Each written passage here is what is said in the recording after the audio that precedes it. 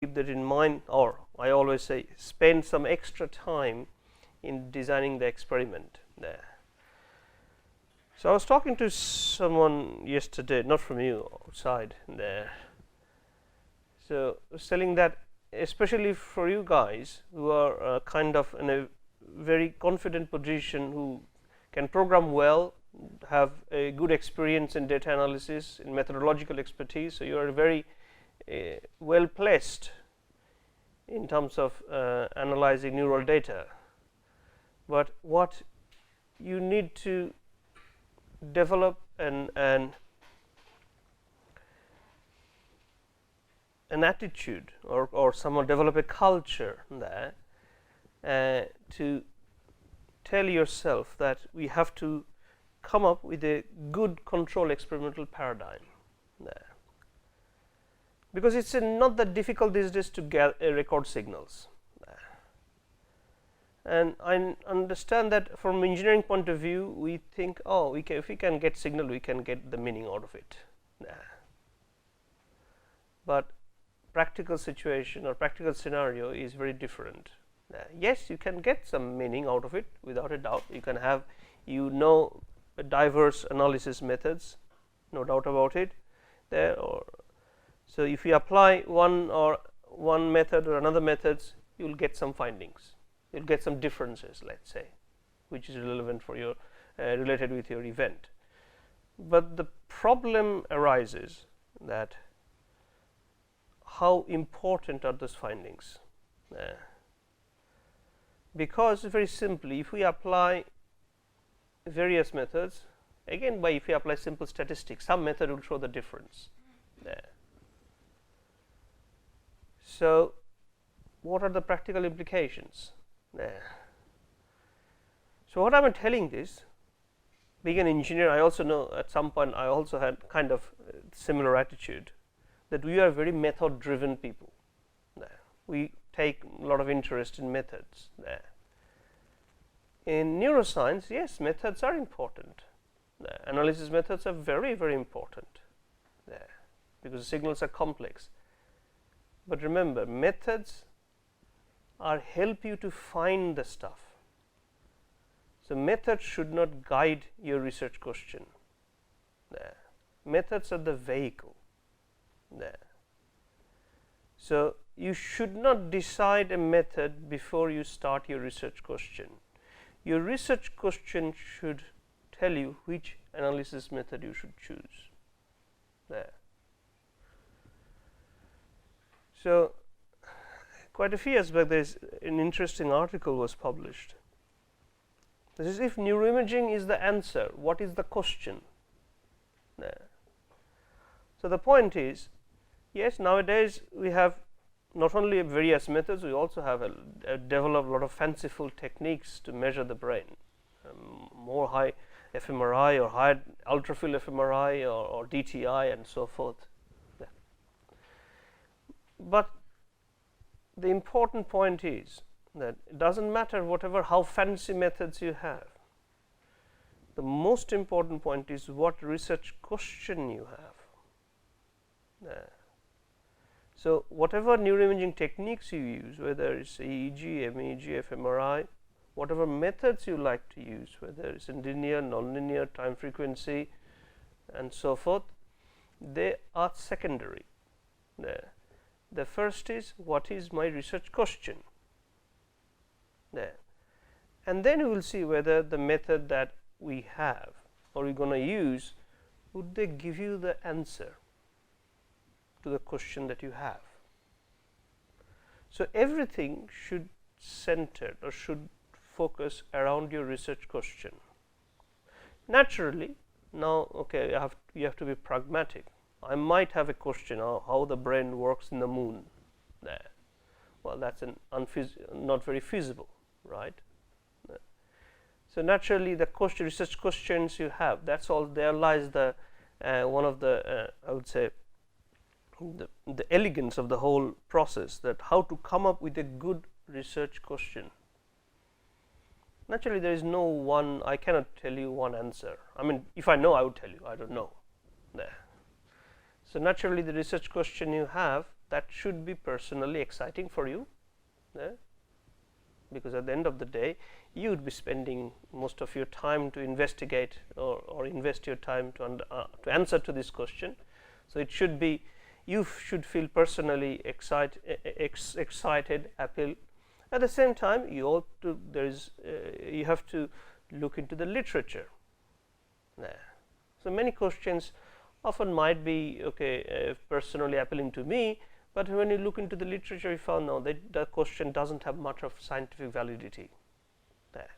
So I'm not saying you should not pursue that question.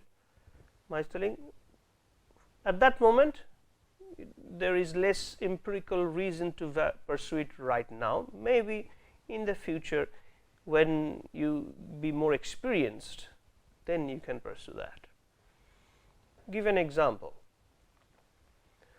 30 years back, in the neuroscience, very few researchers were interested or openly investigated the topic of consciousness. Okay, if you say, well, what is consciousness?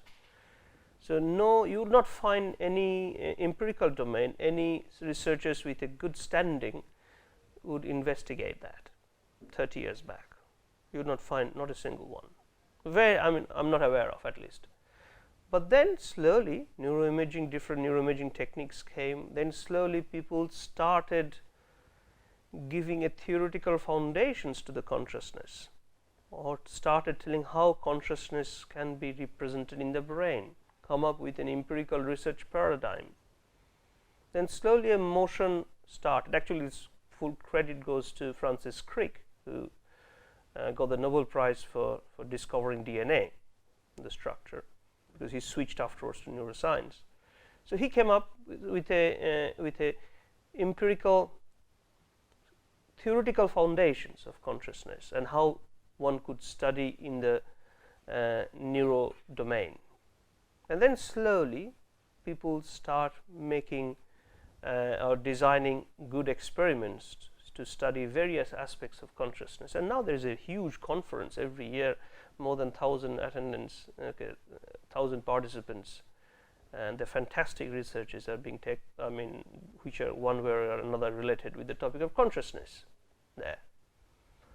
So there it shows that even if you might have a lofty ambition, what is happening in the dream? I know, because if you talk in the brain, we often might have a very, very interesting question, fascinating question.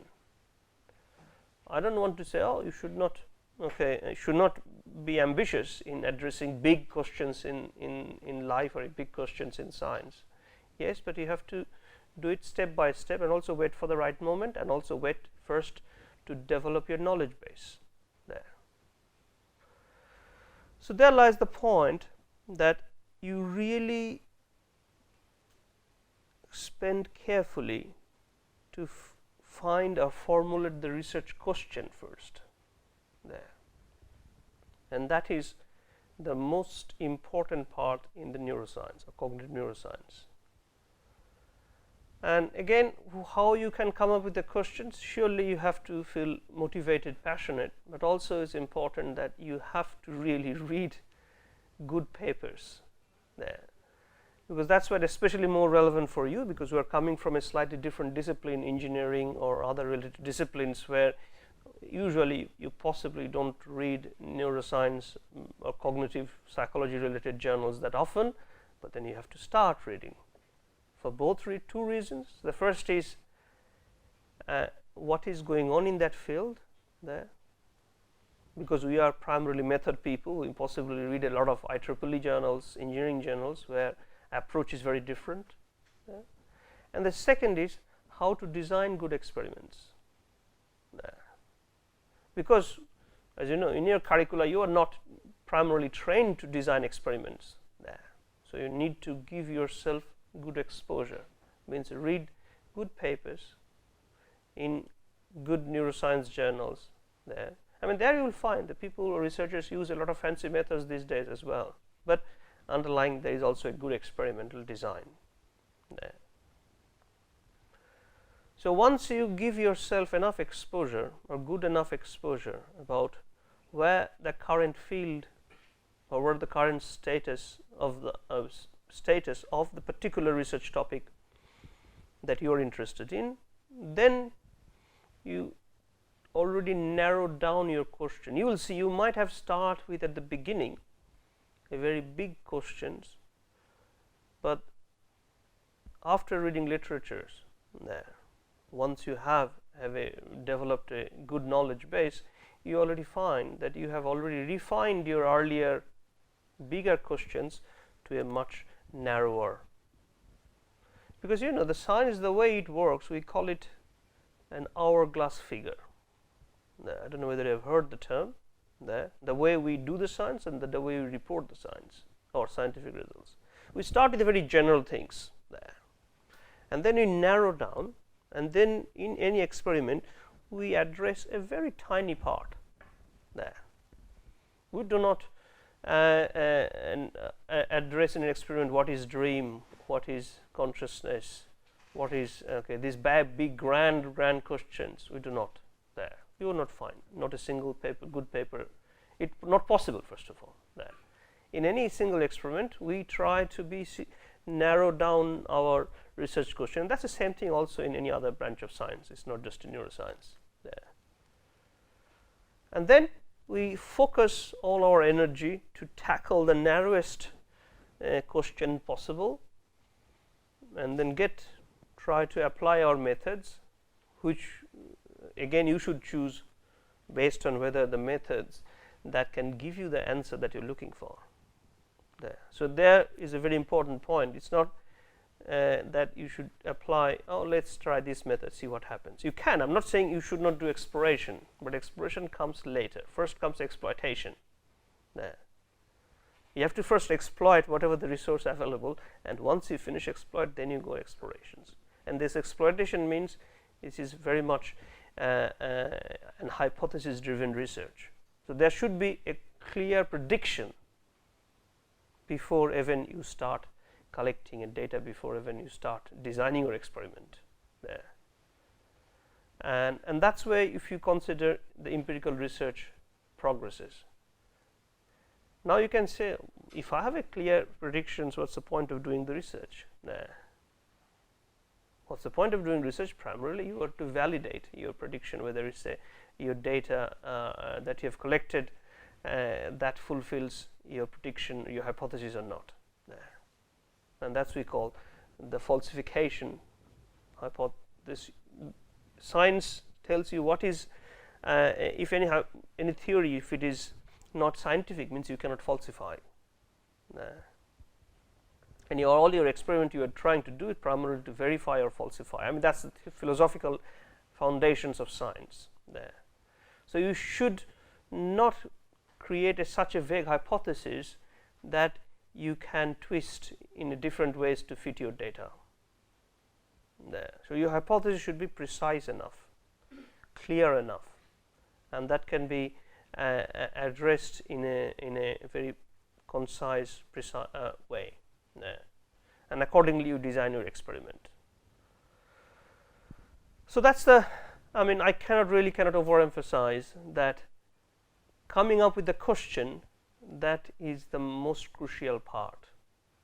If you come up with a question, given your background, given your experience, given your expertise, that if you follow some of the things that I mentioned, you are very well placed to produce a good quality output. But it's important to have or to come up with the right question or the question questions that is really important in order to make an advancement in the field. So that's why if you want to say yes to that, because definitely any scientific study we want to contribute a knowledge, incremental. That's what you all do, trying to small knowledge there. But then, if you want to be, in order to say, we have contributed some incremental knowledge, then we have to be aware of what is in the field, going on in the field, very well. So means we have to really well read there. And then also, second important point is that once we have started before the experiment, once we finished everything, then we have to ask what we have learned. What is that knowledge?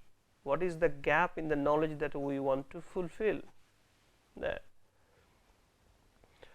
So there lies somehow kind of a related aspect, that the questions that you have to come up, or that should be the driving factor, that has to be not only exciting to you, that also should be exciting to the field as well, because you want to contribute to the field and you want to communicate your research to others, means to other fellow researchers or wider community. So means you have to put your research in the wider context there. So I just thought, okay, I mean, earlier I thought I will not show you any slides, but I will show you a few slides just to give you a glimpse. I mean, in no way I am telling this is the examples, that's the you should follow it thoroughly, but to give you a flavor that the importance of coming up with the right questions, putting the question in the context, and then choosing the method accordingly that would give you the answer to the question.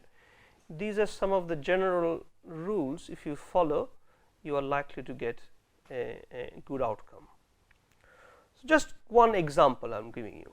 If you remember, I showed you this paradigm, very controlled paradigm, very simple.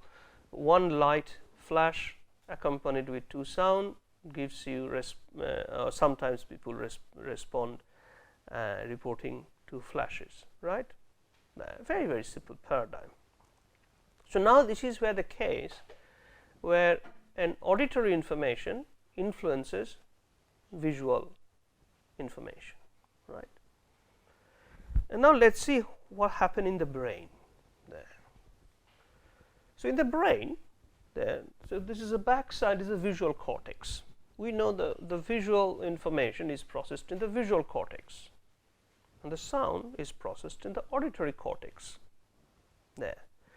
So in the traditional information processing theory, would suggest that usually the information processing is modular. So visual information processed in the visual cortex, then slowly it goes in the hierarchy, primary visual cortex, secondary visual cortex, tertiary extrastriate cortex, and goes into higher areas, we call it higher order areas, which those areas, the neurons, they process both light and the sound. Similarly, the sound also processed primarily in the auditory cortex, then travels. This information travels, and both light and sound, this information after traveling, they somewhere met in the higher order brain areas.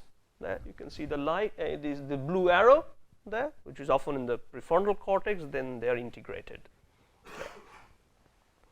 So that's a classical model, we call it modular system there, which is often the case for, which has been quite popular for many years there. And now once this paradigm has been used by the researchers, this paradigm using different imaging techniques, EEG, MEG, fMRI, what has researchers found, including us, that whenever the participants respond, they have seen two flash, this illusory response, there is a higher activity in the primary visual cortex. And now question is, what are the routes, information processing routes, that primary visual cortex is also activated in this process there, which differentiates illusion from the no illusion, from the trial when you say I have seen two flash, from the trials when you say I haven't seen. What are how primary visual cortex get influenced? One idea is that when the signal individually travels from primary visual cortex to higher areas, go to the prefrontal cortex or other polymodal areas, then there is, we call it a top-down projections. Then because the primary visual cortex anatomically receives a lot of projections from higher order areas. For some reasons, there is a projections coming from, this is the green line here, from the higher order areas going back to the primary visual cortex. So one theory is that could be the case for how this information is processed. That's receiving top-down projections from the prefrontal areas. And there is some other neuroimaging studies, not exactly in this paradigm. They show that the primary visual cortex, they do receive functional effective connectivity there. And that itself is a first interesting finding, because anatomically we tend to believe that the primary visual cortex is an area in the brain which is very much immune from projections or influences. How you process a line or edges, that is very much immune from any other influences. Any higher order projections means your processing would be influenced by your mood, your other expectations, because that's where the domain of prefrontal cortex, executive control. So that's a first interesting finding other people found, including us, that prefrontal areas, they do send top-down projections to the very low-level sensory areas, which are traditionally considered to be immune from influences. But if you expect this explanation, there is a problem. The problem is, we showed and other people showed that this light and sound, the interaction, when this happens using fast ERP, we found the interaction happens at a very fast time. Because we know approximately how much time, if you see a light, how much time the signal will take to reach the visual cortex, that approximately 40 milliseconds. Another 40 milliseconds it takes approximately from visual cortex to the prefrontal cortex and coming back. So literally we did not have enough time for this whole circuit to complete there. So if we assume that the prefrontal cortex is sending the projections, the data does not support this.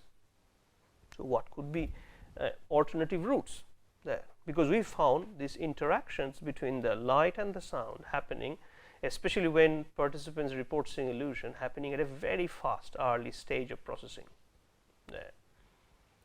So we have to find out possible the route. Then one possibility was, very likely because this is a sound influences visual sound influences vision, maybe auditory cortex influencing visual cortex, or primary auditory cortex influencing visual cortex.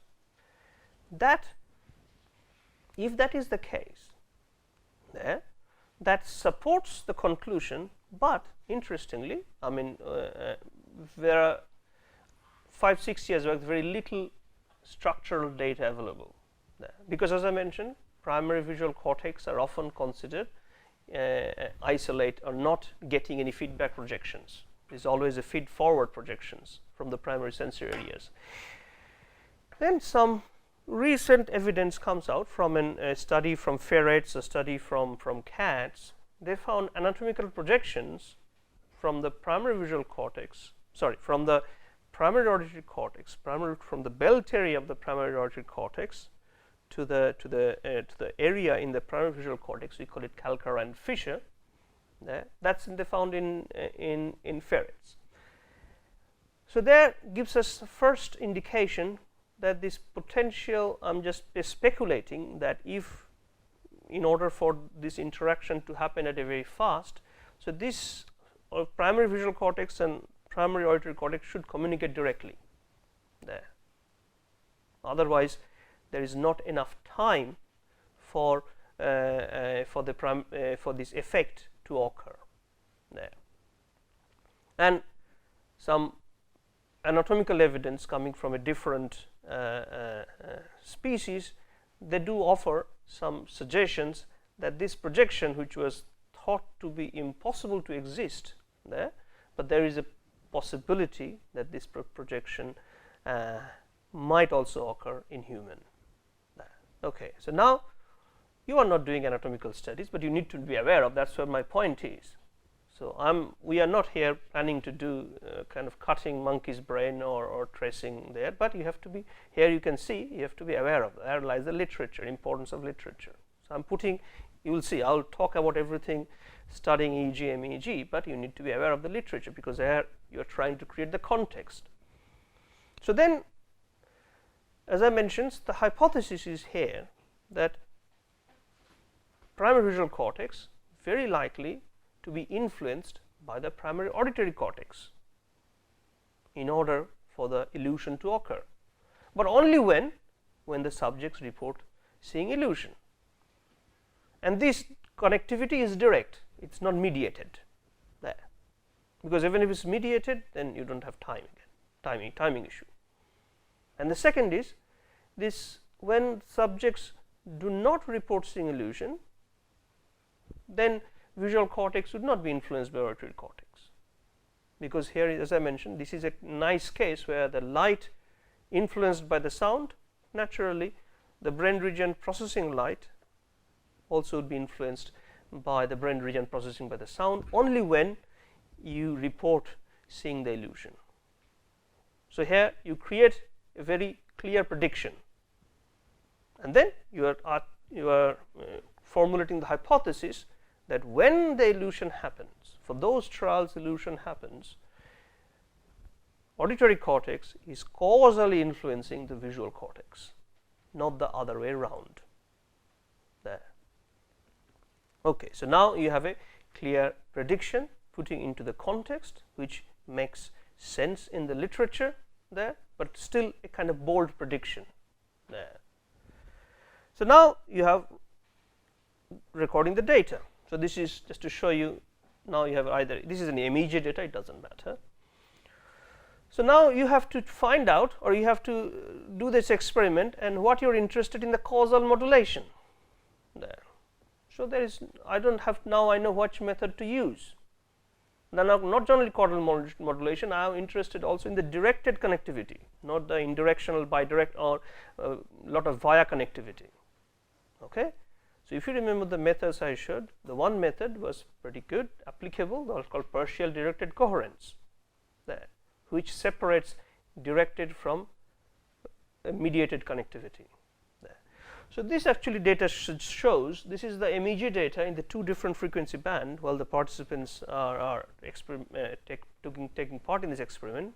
Some trials they see illusion, some trials they do not see illusion, and this one shows primarily the partial directed coherence from those sensors overlying primary auditory cortex, how much they are causally influencing those sensors overlying primary visual cortex. So, now you can see here for the blue one, whenever the participant experiencing illusion at the very early stage, you can see almost 30, 40, 50 millisecond, and the later bit when it gets stronger, the illusion for the trials, when the participant reporting illusion, there is a very strong causal modulation from the auditory cortex to the visual cortex in the direction of, because here the sound qualitatively changes the perception of the vision. Okay, so, that is the first kind of, here in this case is nice evidence supporting your prediction there, but you have to provide a further information. So, now you have to look into the other directions, because whether, as I mentioned, if I showed earlier the auditory cortex causal influencing visual cortex. Now, if the visual cortex, because any connectivity also happens in the other direction as well there. So, now here it shows this direction is very important, connectivity direction.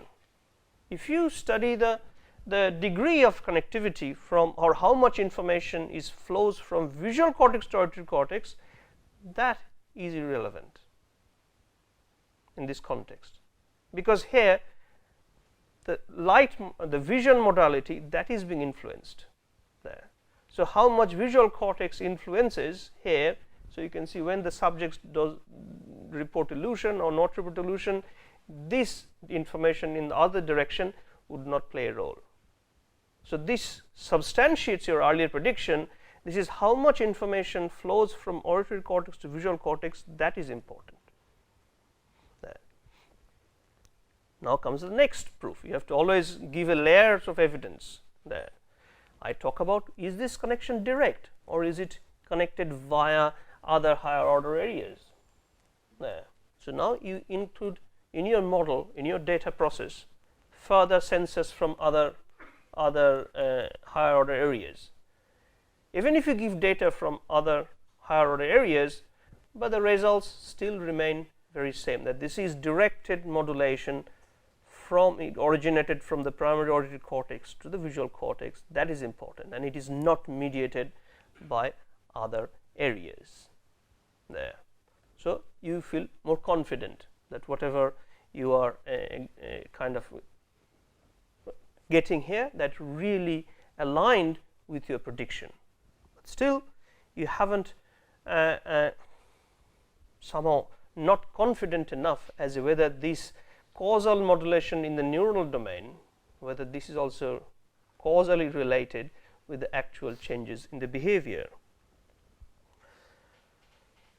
And now comes a little bit exploratory part. Earlier I talked about very hypothesis, right? There. So, now if you look into this diagram here, okay, this diagram, this or this, now you can see, sorry, not this one, this one. So, now you can I haven't added here, or you can tell you, even if you go a little bit before stimulus, before 0, already you see some causal modulations from auditory to visual cortex there, right. We did not have any prediction because we do not know what is happening before that. So, there we now shifted our gear from hypothesis driven to looking into the data.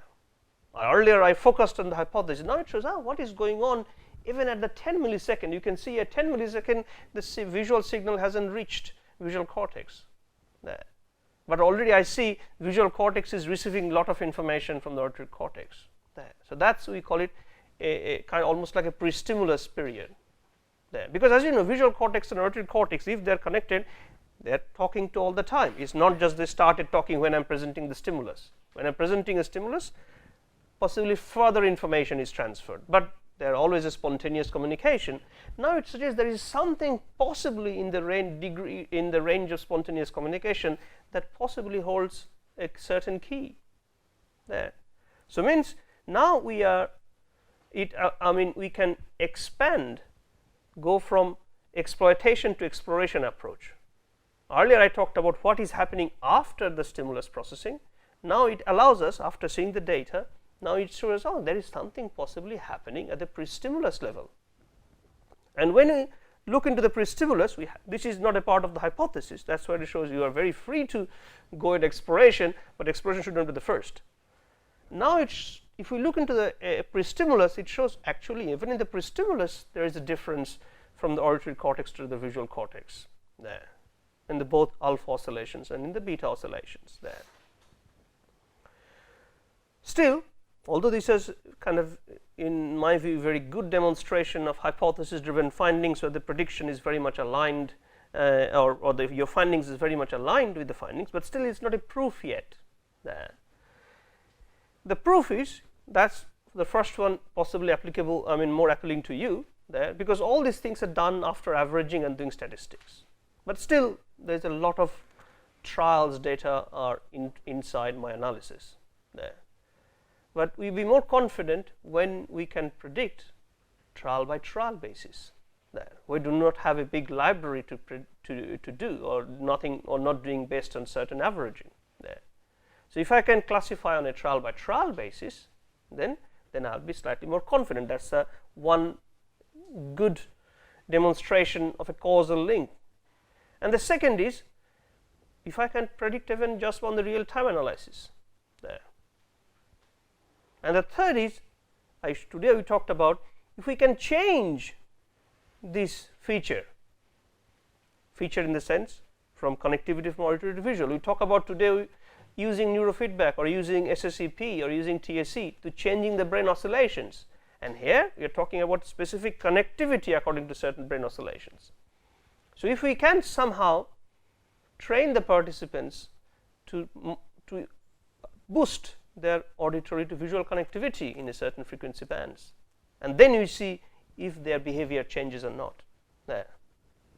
So, this gives us, if you do, now you can see I am bringing the methods to answer to the queries that is it really causally important there, and turned out to be the case. Yes, you can, you get a reasonable prediction, not very high, but you still get a reasonable prediction using, details are not important, but possibly okay, you guys will be more interested in this.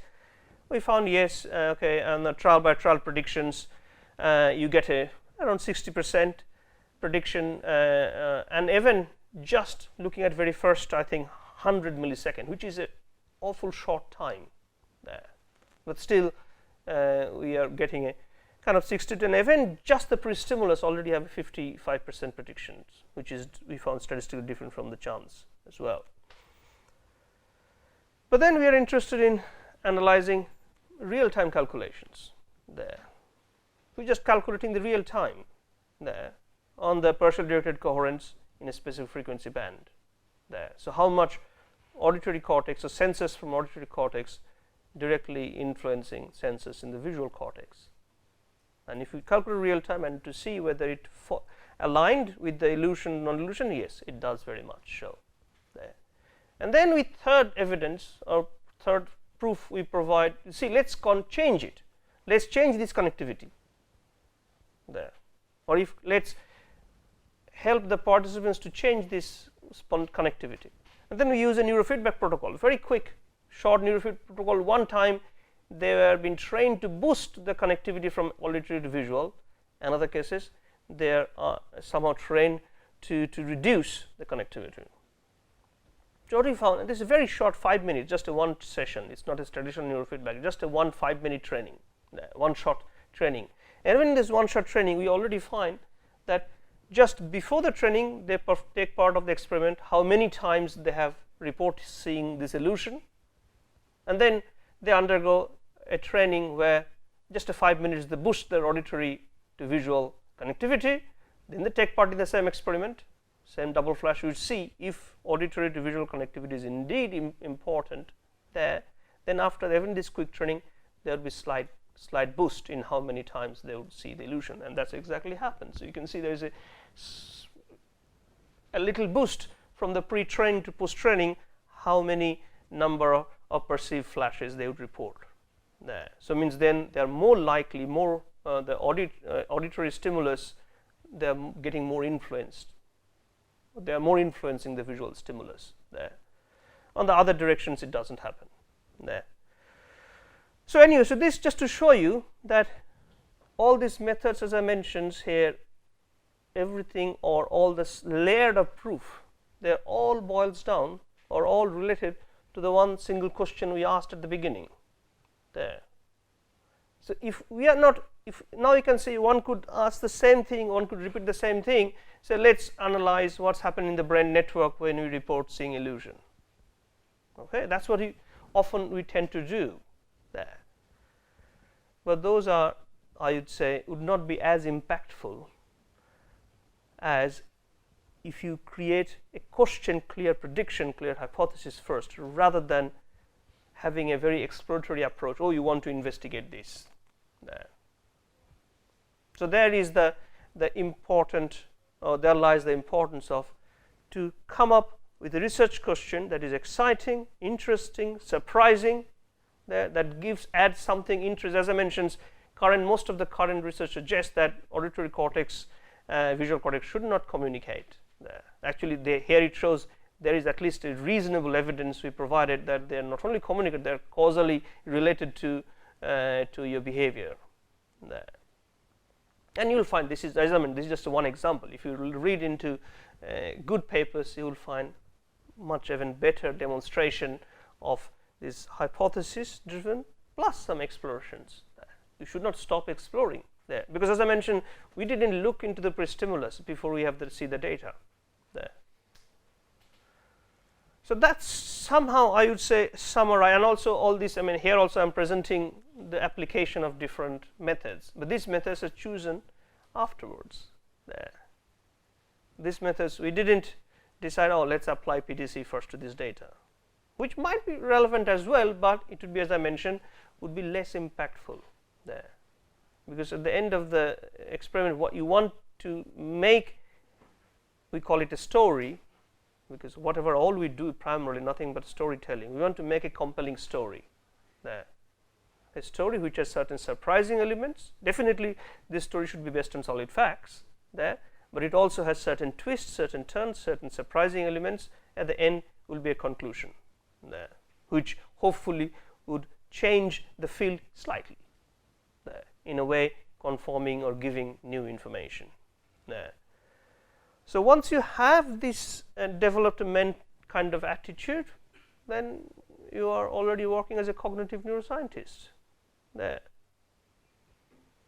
So that's, I think I would stop here. I mean, I'm sorry that I thought I would not show you any slides, but end up still showing slides. But I thought it's a good opportunity to share you the different stages there, and also importantly that we should be mindful that all the methods that we are more fascinated with, they should not drive us. Methods, just the name suggests they are methods there.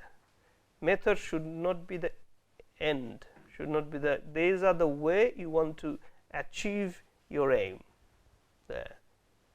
So that's, I hope that I somehow at least that in trying to distill into you that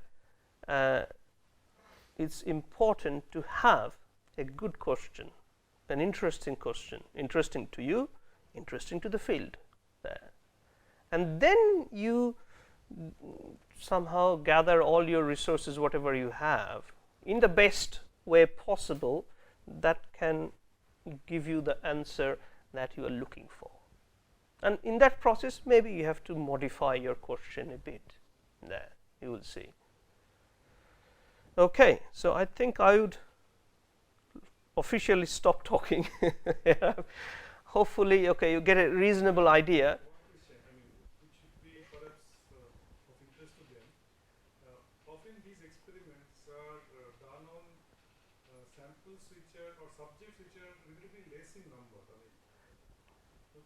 Compared to many other fields where the number of subjects, number of especially say in speech area or others, there are thousands of this thing. So the statistical relevance part, how you take care those. There I have to literally, I have to admit the crime on behalf of all neuroscientist researchers. Admit the crime there. Okay, that's absolutely right.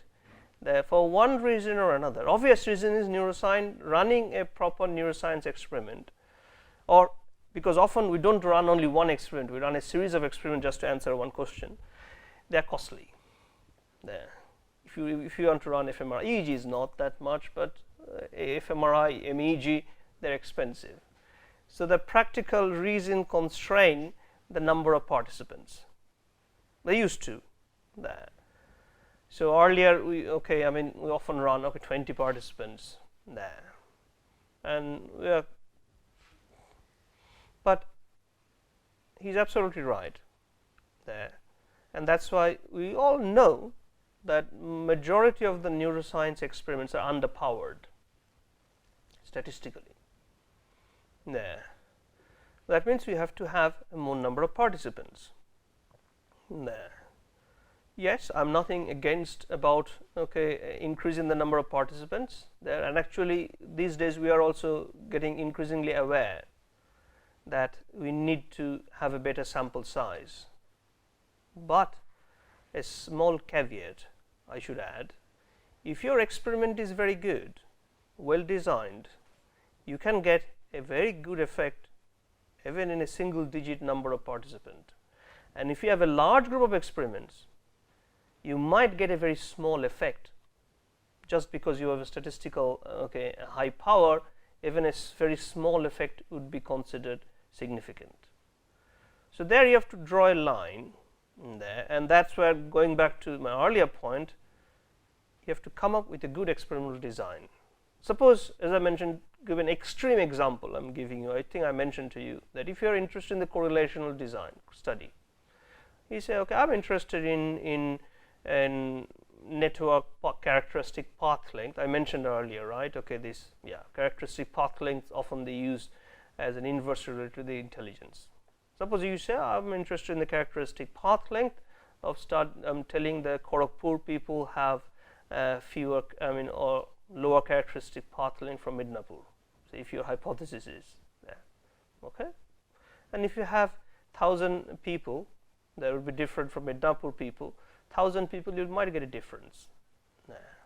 Does that mean anything? No. Answer is no there.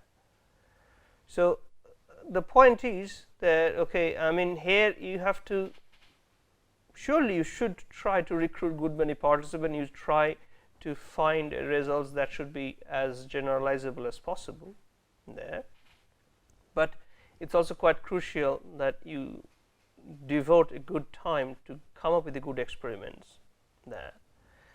And the second part is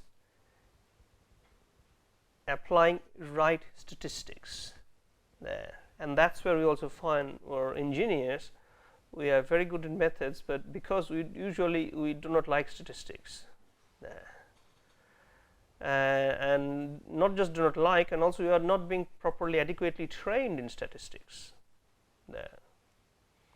So, there is another important point there, you have to develop our knowledge in the statistics there. So, if you follow proper statistical procedures, then that would prevent you from making an immature claim. You will find in the literature sometimes with a very few numbers often we make claims. That often happens that we have not followed the right statistical procedures there. So, definitely as a young, I mean promising researcher at the beginning of your career there, so statistics we should really invest time to learn there. And I think I mentioned to you many times that there is nothing magic in the p.05 there. So, if you can forget about that, better for you there, because there is a lot of spurious findings have, I mean lots of still reported or will be reported, I believe, they are based on p.05 bound threshold there. So, and also we know that in the publications are somehow biased by the moment we report p.05. If we find it 0.06, we cannot publish this. So, there is an unconscious bias the way we treat our data to hit the jackpot there, but this is an absolute incorrect way of analyzing the data. So, you have to know the statistics, or if you do not know, then have someone in your team there who knows the statistics well there, who can tell you how you do your statistical analysis or machine learning class, because actually machine learning and statistics should be pretty closely related there, should be pretty closely related, because statistics is nothing but taking an inference about your data, which is also machine learning there. And in many places outside India, they are very closely related there. Machine learning people working in the Department of Statistics there, because I believe many of you have interest in classification and machine learning there. So, there lies the importance of knowing how it should properly be done. And also another one I forgot to tell you there, like p.05, I know many of you are doing on machine learning, I have somehow sense, which is in the literature, not just you, machine learning people are too much blinded by the accuracy. They put again too much emphasis on, oh, I get 70%, 80% accuracy, then that they consider as a validation. But that one hand you think, oh, that's right there, but if you put again this just like statistical, I mean other people have considered the moment they reach p.05 they think they have done it right there, but you find if you are really trying this way and that way to achieve or increase your accuracy, you are committing the same crime there. So, accuracy, true, you want to get a higher accuracy, but you should not hunt for a better accuracy. There is a word we call it in the neuroscience or in the literature, we say we should not hunt for p values there.